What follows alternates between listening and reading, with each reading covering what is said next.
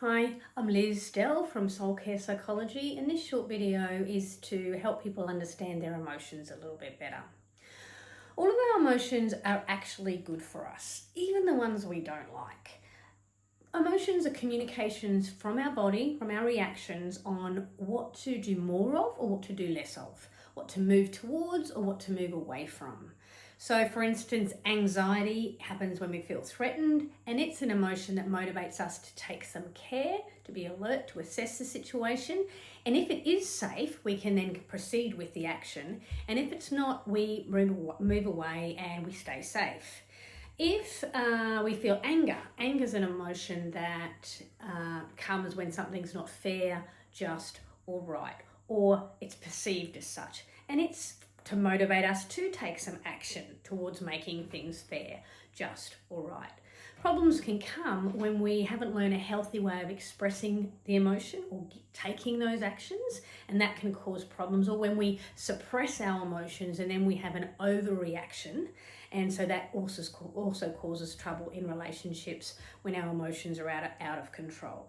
So if you're wanting to learn to manage your emotions better and what they are for and to express them in a healthy way, there's ways that you can do that by starting to monitor what's actually happening when an emotion arises and what action would be the healthy action to take. And once you do that, the emotion generally dissipates. Even emotions like guilt. A lot of people feel very guilty and they get oppressed by guilt.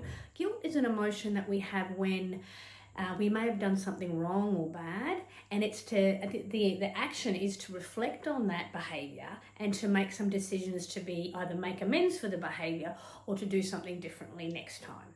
But if people don't do that reflection and they just left with the feeling, and then they're likely to repeat the behavior again and they continue to feel guilty. If you make the changes that are required, what happens from that emotion, then the emotion goes and our emotions are a lot healthier.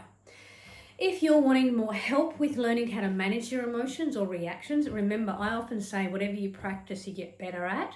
And this unfortunately means that if you haven't learned a healthy way to express emotions, then often our emotional reactions are not healthy and they become more automatic because we got better at the wrong way to handle emotions.